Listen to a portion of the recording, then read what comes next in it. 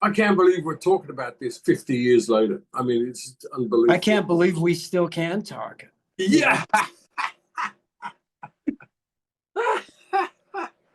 You know, it was just it was like a relief for me that the album did well and the band was able to come in and do a fairly smooth, transition from such a successful smaller band that we had.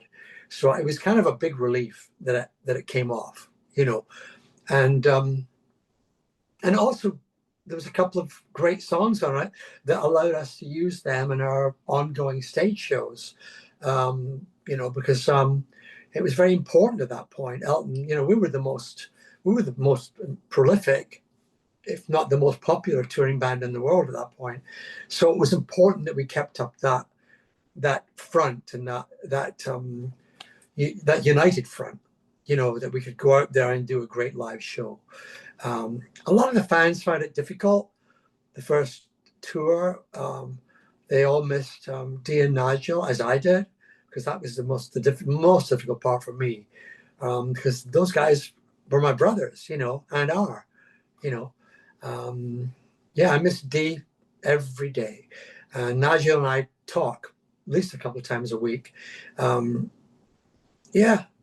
it was difficult, and for me it was a relief that it all worked out so well, and the album did great. So who's going to argue with that?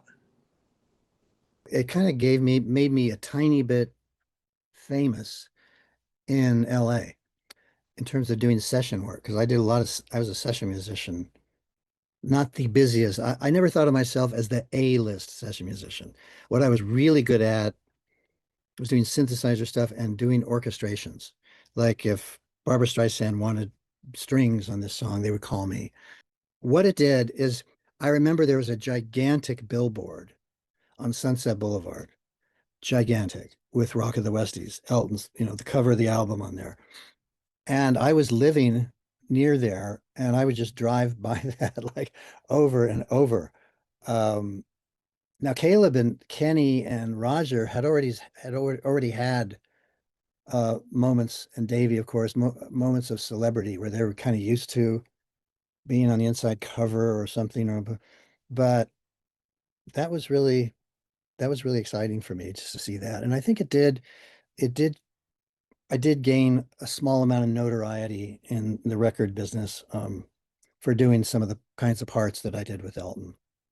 Although I didn't really do an orchestration for Elton until the next album, till Blue Moves. Then I did a bunch. And again, Elton, I said, I'll skip to Blue Moves for one quick second. On Blue Moves, I said, Elton, because I always wanted to do this. Can I write the string arrangements for this album?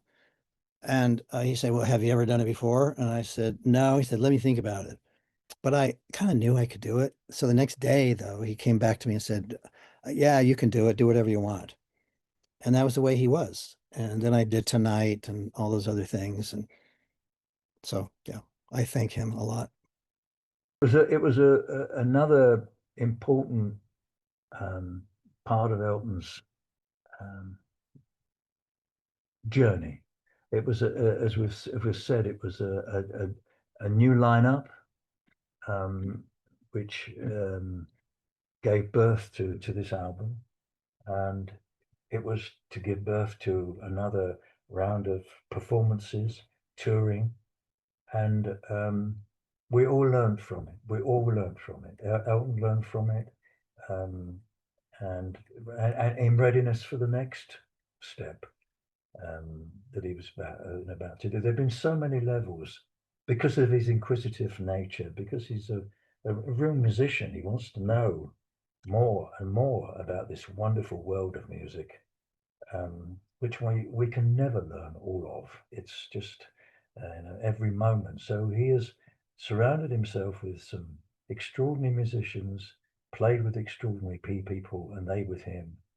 And that was, it felt very much that this was another very important rung in the ladder, or the stepping stones of this journey that we were all privileged to be on. I mean, obviously, as you've heard, I mean, it was great fun to make it. And I think it marked a significant change in Elton's body of work. And I'm just happy to have been, you know, part of it. You know, I was there in the very beginning, you know. For me, I was in Maui, just like really going, what's going to happen next? I mean, I'm not working with Steven. I left Joe. I mean, my career is like, wow.